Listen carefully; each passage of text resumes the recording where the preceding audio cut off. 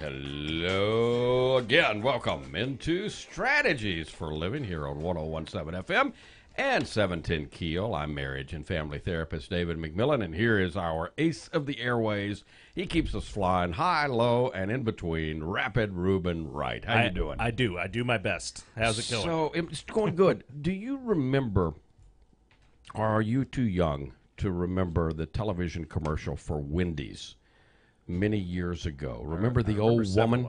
Remember the old woman that said, "Where's the beef?" Yeah. Well, look down there. Look at the other end of the broadcast table. PLPC Carla McCarver. Her mouth is not grinning like a Chessy cat at the moment. It's wide open. No, do you remember last Tuesday we had Gary Tiemann? Of course.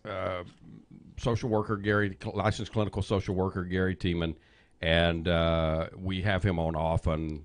And at the end of the program, Carla says, essentially to Gary and I, "Where's the beef?" Right. I didn't say it like that or in that rude manner. So those of you who didn't listen, please don't take him. You know, his words are not correct. But it was I think it was a very good compliment to our life strategist this evening, Gary Tiemann, because you wanted to know more about what we were talking about, and so we invited him back today.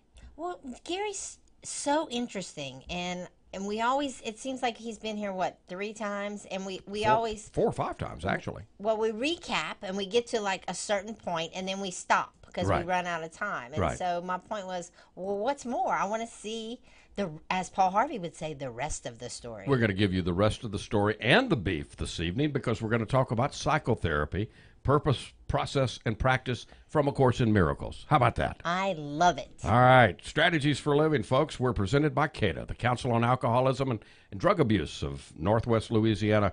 Been helping individuals and families now for 60 years. We're also brought to you by Jerry Anderson State Farm Insurance, by Learning RX, by Highland Place Rehab and Nursing Center, by Jacob's Well Inspirational Books and Gifts, and by Resilient House.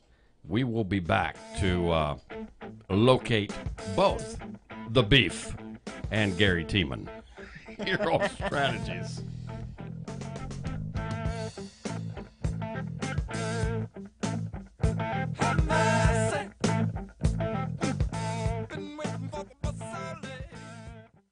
If we're talking addiction prevention, education, and treatment in Shreveport-Bossier for 60 years, we're talking about CADA. Let's talk about addiction. Let's talk about treatment. Let's talk about getting your life back.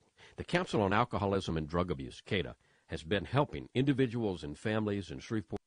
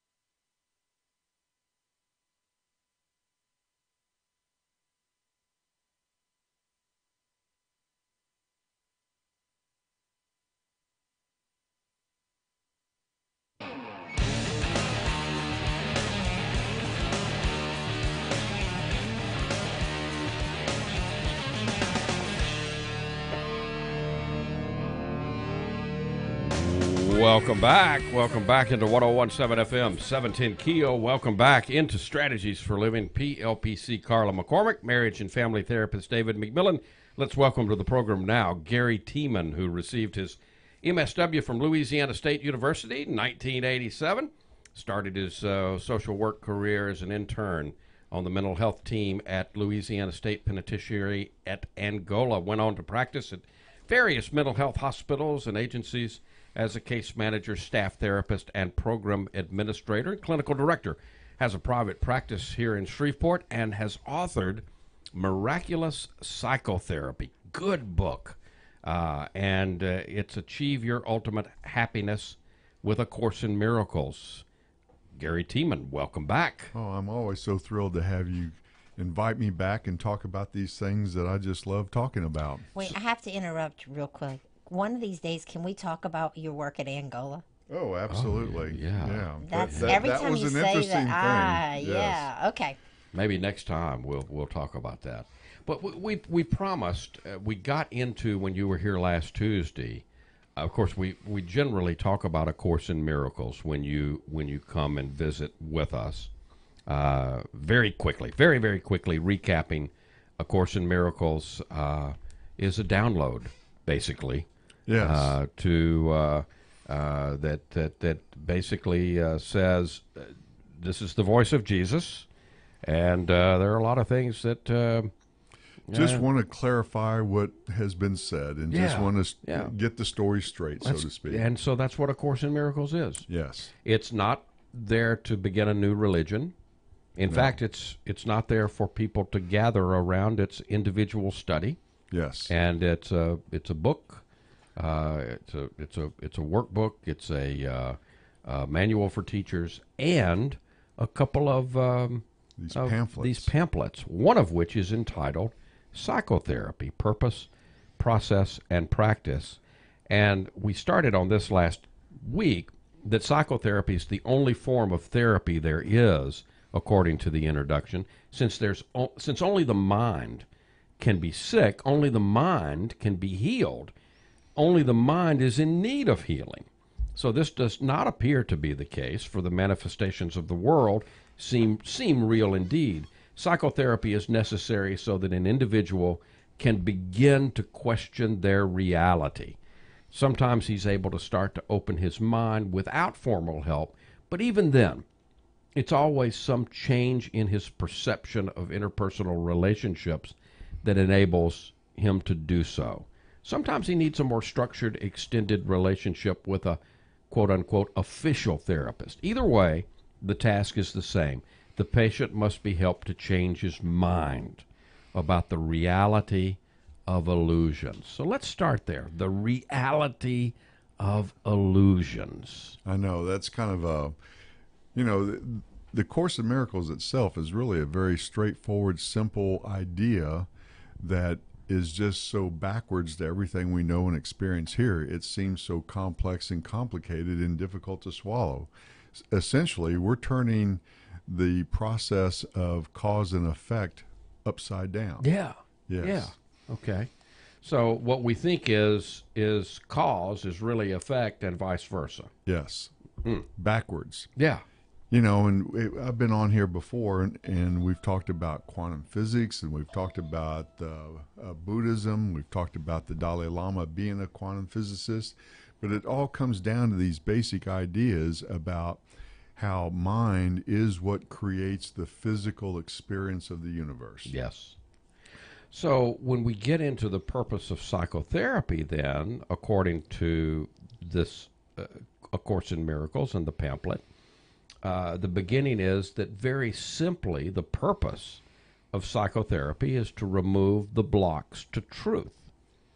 Its aim is to aid the patient in abandoning his, and we should say that they use the pronouns interchangeably. So when we say his, it could be his or her. Right. To aid the patient in abandoning his fixed delusional system, and to begin to reconsider the spurious cause and effect relationships on which it rests. No one in this world escapes fear, but everyone can reconsider its causes and learn to evaluate them correctly. Now, that basically summarizes and gets us right into what you were just saying, I think. Yeah, once again, it comes down to some very simple ideas, but boy, have we complicated this whole process and turned it upside down. I like to point out to the people I work with, the people I teach this stuff to, that we were created in the image of God and all the infinite perfection of love that implies. Yeah. And so, if we are of an infinite nature, how is it we find ourselves being afraid of limits, being afraid of things that appear to have a finite nature to them when that's just not true to who and what we are? Right, right. Is all fear, would A Course in Miracles basically see all fear as ultimately a fear of death? I think death is, I call it the trump card of the ego. And for most people, I think death would be the thing that they fear the most. Right. We have these heroic experiences, though, where people will literally sacrifice their life, out of love and devotion to someone else. Sure. Jesus being an example of that. That was an example of it, but on warfare and stuff like that. Right. We have all kinds of experiences like that. Mothers with their children, parents with their children, and so I think these are very interesting examples of when it comes down to it, that is still in us, and it's in us in a way that we may not be consciously aware of, but sometimes we get triggered, and it's right there. So again, talking about the purpose of psychotherapy, the question is asked, what better purpose could any relationship have than to invite the Holy Spirit to enter into it and to give his own great gift of rejoicing? What higher goal could there be for anyone than to learn to call upon God and hear his answer? And what more transcendent aim can there be than to recall the way, the truth, and the life, and to remember God? To help in this is the proper purpose of psychotherapy. Yes. And what could be a more noble thing than helping someone eliminate the fear in their life? Amen. Can we imagine life without fear? Yeah. You get little glimpses of it, and then you get afraid that you're not afraid. Yeah. Those transcendent moments, yeah. Yeah, so are you saying that, if death is not the ultimate fear, is loss the ultimate fear? Oh, I think the ego has us being very creative about, you give it anything to work with, and it will find a way to make you Afraid? Because the ego is about the world of separation. Yes. It's about the idea that we are in time and space, and there is a past, a present, and a future. That it's real. And that, it has to promote in every way that it can the whole concept that separation is real. And in that separation, we create a boundary, and with that boundary, we create the whole concept, the whole conceptualization of finite. And so... And also individuality and separateness. Yes. Yeah. We start defining ourselves as separate from each other. Right. We start defining that things have beginnings, but they also have endings. Right. Yes. Right. And then then what enters into that is that there is such a thing as mistakes and errors, and therefore sin and guilt and fear and scarcity. Yes. Let the ego have an opportunity to play around with the idea of finite and the idea of separation, and fear is the result, and it can create it out of any scenario you give it. You set the chessboard, it will make fear come out of it. And then the battleground on which this is all played out is really a battleground of victimhood, victimization. That's one of the angles. Yeah, that's one of its favorite games. Yeah. And it's you or me, buddy. It's one or the other. It's kill or be killed. that there is a limited thing, a limited resource, and if I have it, you don't, and if you have it, I don't, and let's be afraid and fight over it. Right. So would an example of that be like money? You know, I happen to study a lot of economics in my undergraduate stuff, and in Economics 101, one of the things they teach you, one of the basic concepts that you start with is that all resources are of a scarce character.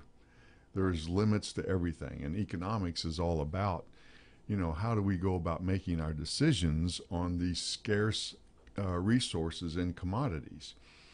And with concrete things, if I have this book and I give it to you, I'm deprived of it, and you have it and I don't, and vice versa. And so, yeah, we'll get into some more of these ideas about economics and how it plays out, because there are exceptions that I want to point out. We're talking about psychotherapy as defined by A Course in Miracles today with our life strategist, the author of Miraculous Psychotherapy, Gary Tiemann, with us today on Strategies. Stay with us.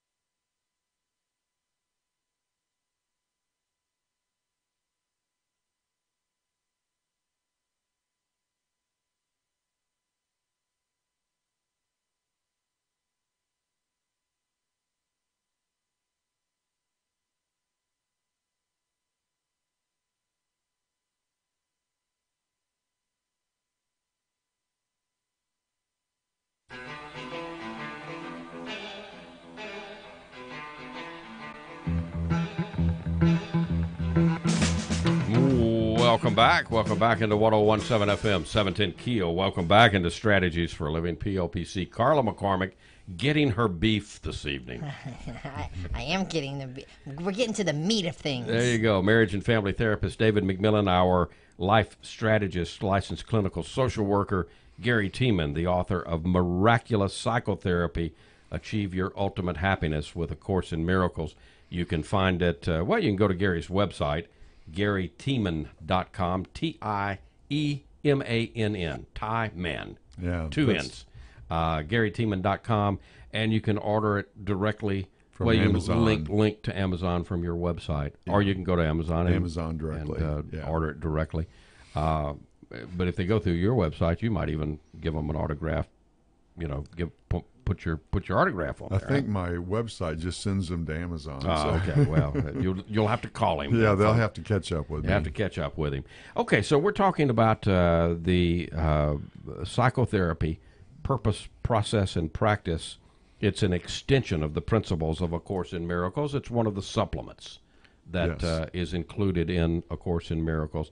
This is provocative under the purpose of psychotherapy. Everyone who needs help, this says, regardless of the form of his distress, is attacking himself, and his peace of mind is suffering in consequence. Now, that sentence alone says a lot. That does summarize so much. And, so much of this in the course itself and in the pamphlet is, some basic ideas that get repeated over and over again in different ways. Yeah. And it all comes down to this idea of limits. Carla, a moment ago, you had us talking about economics. And in economics, we get the idea that, everything's a scarce resource. But then we come along with things like knowledge. And knowledge, by its very nature, if I know something and I teach something, I'm not deprived of what I know. And so in the marketplace, in economics, they try and create a scarcity out of something that is not, by its very nature, a scarce resource. And so we come up with patents and we come up with copyrights and all those kinds of things.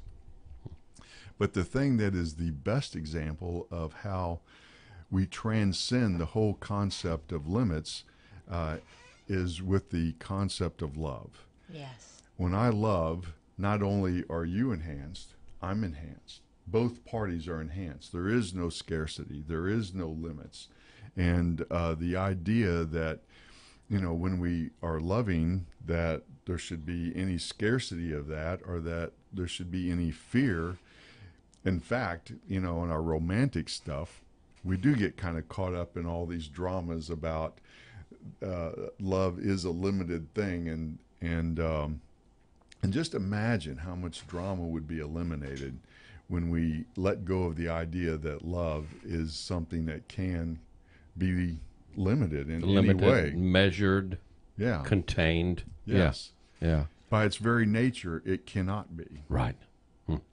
So it goes on to say, psychotherapy then must restore to his awareness the ability to make his own decisions.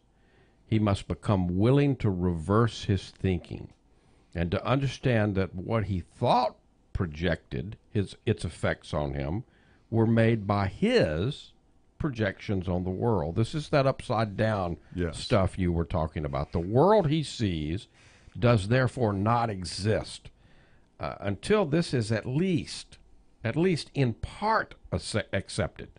The patient cannot see himself as really capable of making decisions, and he will fight against his freedom because he thinks that it is slavery. All motivated by that fear stuff. Yeah, and so the ego is involved in all of this. This is the ego stuff, right? Every step of the way. Yeah. But doesn't that, when we talk about that, isn't that about, wouldn't that apply to forgiveness?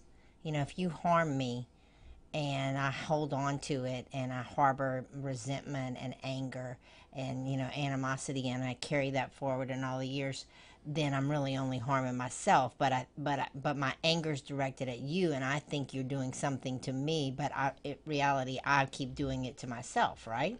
Carla, you are hitting on maybe the main lesson of this whole book, and it is forgiveness. And knowing how to let go of these, what we experience as injuries, and injury is another word for limit. Right. Now, Gary, since, again, what Jesus said to Helen was essentially, look, there's a correction that needs to be made. I'm willing to give you this, download it. It'll help you and Bill Tetford in your relationship, but it'll help everybody if you'll share it. Basically, that's what he said in a nutshell. Yes. So is that the key that runs throughout A Course in Miracles? Was Jesus basically saying, look, I talked about this forgiveness stuff when I was here, and the collective ego got involved, i.e. religions and power and politics, not to mention Constantine. But when that got involved, things took a wrong turn. Is that? I'm paraphrasing. I'm very yes. much paraphrasing. But is that? Is it a fair paraphrase? Yes. In fact, the crucifixion itself. I use that example often. That even when they're poking him with spears, and even when they're nailing him to the cross, his basic response is, "Forgive them, for they know not what they do." Yeah.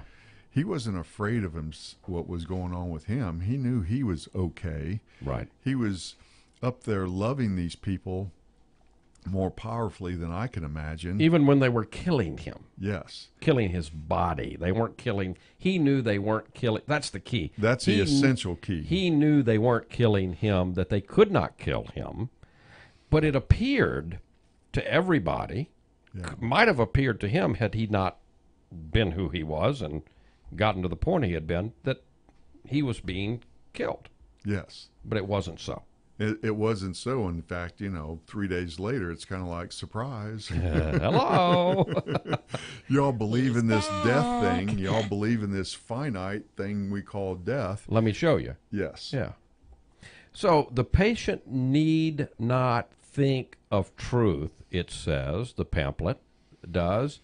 The patient need not think of truth as God in order to make progress in salvation. But he must begin to separate truth from illusion, recognizing that they're not the same thing, and becoming increasingly willing to see illusions as false and to accept the truth as true.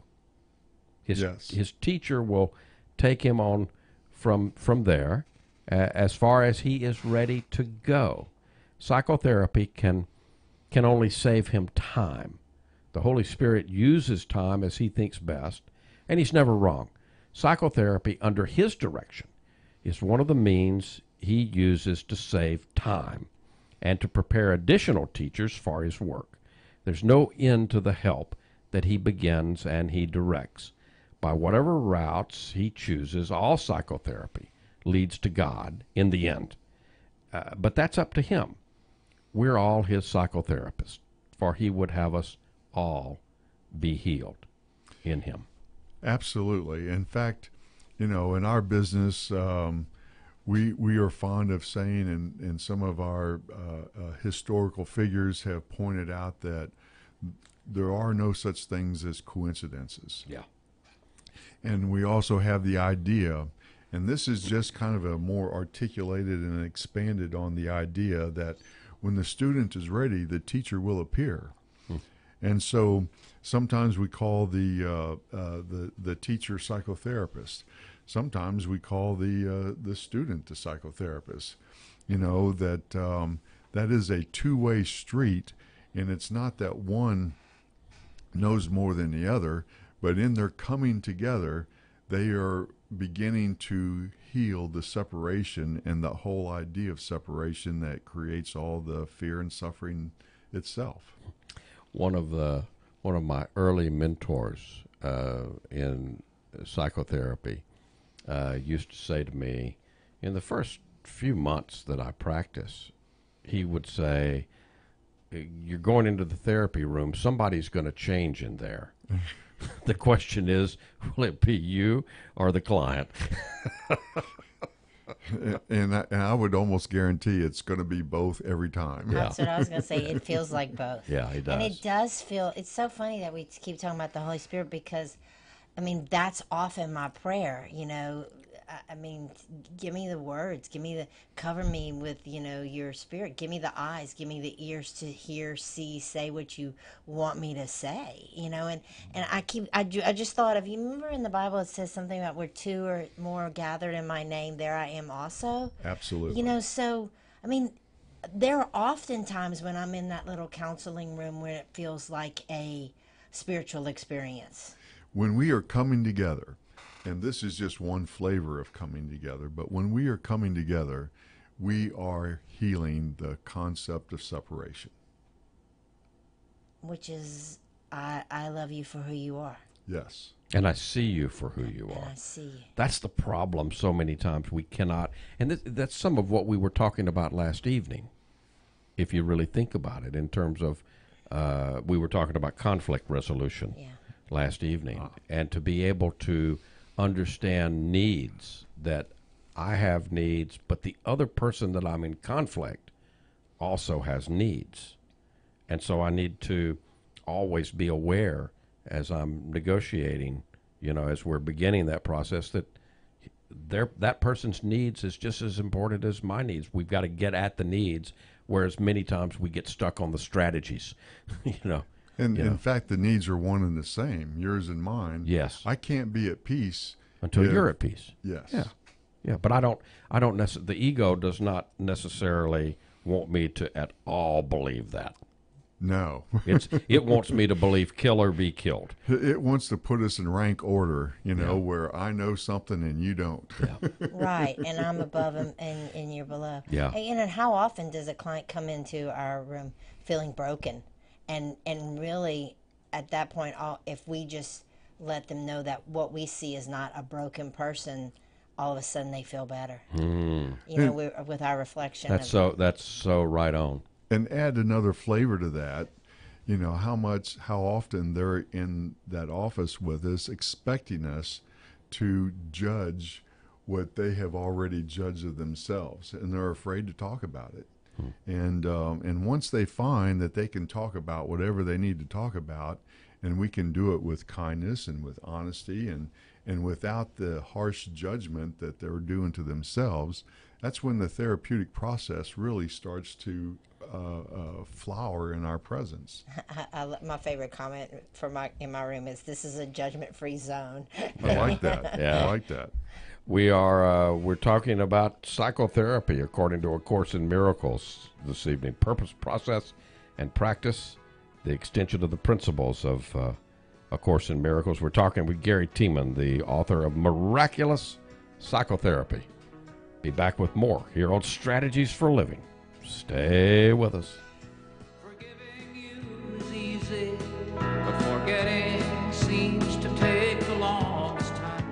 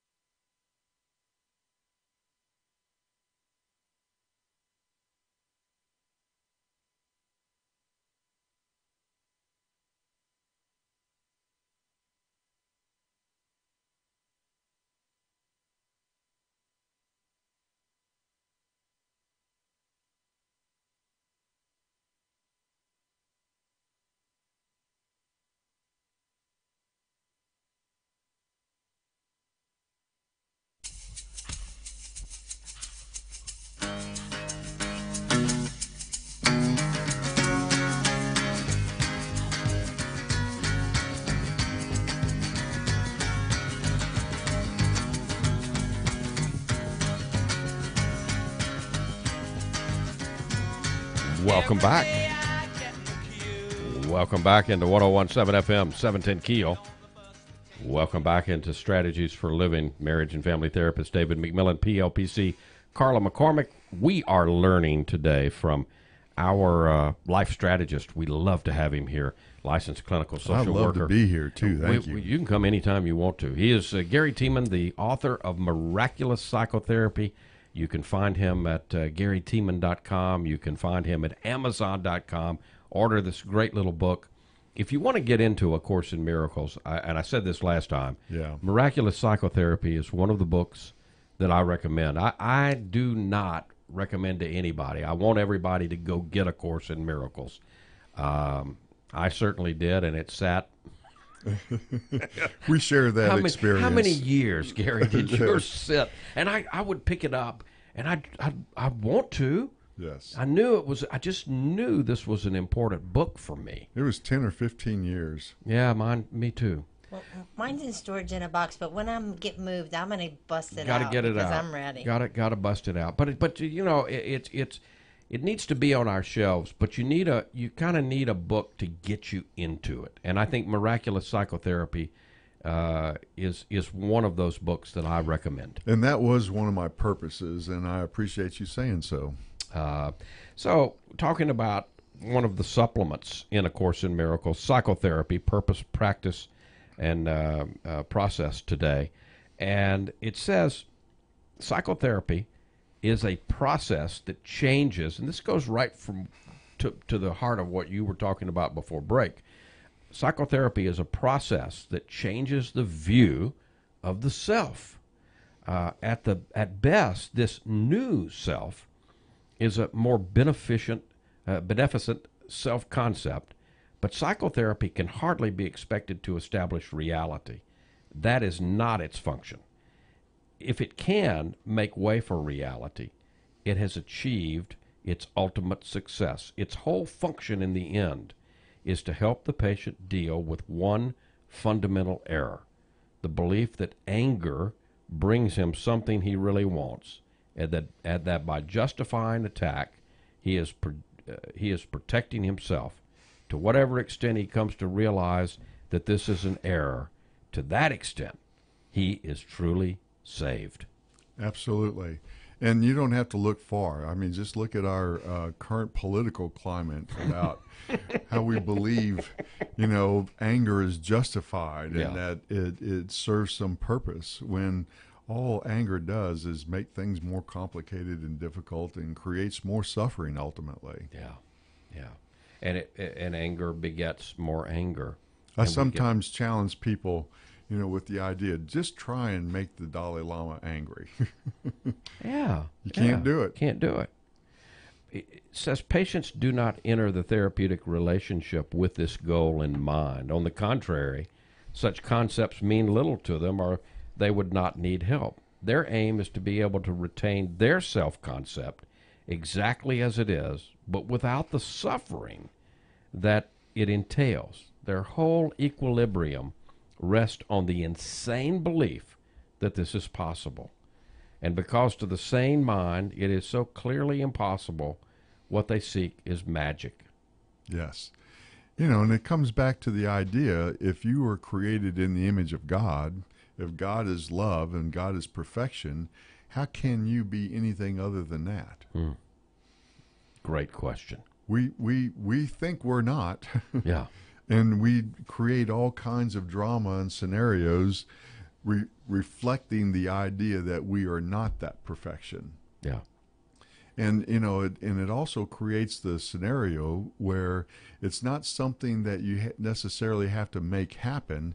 It's something that you have to allow to happen. It's a surrendering process. It's a letting go. And we've talked before about in AA and 12 steps that they get so much of this so practically right. And, how often do you hear in an AA meeting the simple directive, let go, let God? Yeah. I wish we had been broadcasting during the break, because you and Carla had an interchange, and Carla was, and I think, was it the movie, was it from My Fair Lady? the line, "By George, I think you've got it." Yeah. She's got it. She's got it. You got that from Gary. So I mean, basically, you were saying that it's really it all comes down to forgiveness and forgiving. If I forgive the other, I'm forgiving myself. And we were saying, well, that's really what we call the atonement, at one-ment. We're all one. Ideas don't leave their source. It always, I have to tell my bad joke about what the Dalai Lama say to the hot dog vendor. Make me one with everything. When you realize you're one with everything. Oh, Gary. Gary. Bad jokes can help sometimes. I'm usually the teller of those, so I'm just appreciative that, I'm taking the heat for you this time. You're taking one for the team, buddy. So you said something earlier about anger. So fear and anger and unforgiveness all kind of work together, right? Yeah, they're all playing in that same circle. Anger has to be, built on the idea that I am without something. And when you realize you have everything, how can anger even exist? Well, and I am right and you are wrong. I mean, it comes from that's our ego telling us we need to be right. Yes. And, here again, I quote a lot of stuff from the 12 steps and the phrases and the cliches that they have in the recovery program. The ego, to use that phrase, is a cunning, baffling, powerful, and seductive entity. And so if we're not careful, it will suck us into these ideas that we have limits and therefore be afraid and therefore be angry. We could go so many ways, and we're just barely scratching the surface with this. But before we have to go to break, there's one thing that I want to kind of scoot in here, and that is, and this is provocative. There's a lot of stuff that's provocative in A Course in Miracles, but in this little pamphlet, it says, to be a teacher of God, it is not necessary to be religious or even to believe in God to any recognizable extent. You and I have a friend who is a teacher of God. Yes. Who doesn't believe in God. We won't mention his name. We won't mention the name, but he doesn't believe that he believes in God, and yet, we laugh at him, laugh with him, and we tell him great work. He does wonderful work, and we tell him how godly he is, and he just laughs at us.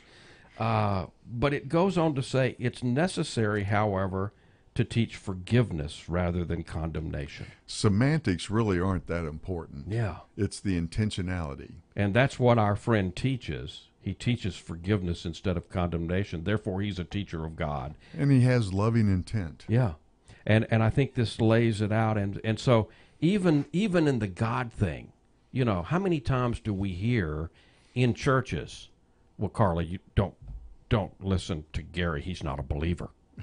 How many times do you hear that? And I'm not picking on any one church. You hear it in all denominations. Well, but what about? I'm taking back to what Jesus said. The Pharisees did all the right things and they followed all the rules and they tithed the right amount, but their hearts weren't. The intent was wrong. Yeah. So he called them. You're like that sepulcher out there. You're whitewashed on the outside, but you're full of bones, rotting bones on the inside. It has to do with intent. Absolutely. Correct intent. Wow. And isn't it interesting that here we are, we think of ourselves as scientists. The people that channeled this are literally respected scientists, and yet we're Columbia Medical Center, yeah. And PhDs. And here we are integrating science and spirituality. And I think it's essential that we ultimately do that at some point. It's good stuff. The author of Miraculous Psychotherapy, Gary Tiemann, Achieving Your Ultimate Happiness with A Course in Miracles. You can find it at Amazon.com. You can find him at GaryTiemann.com. And we'll be back here on Strategies.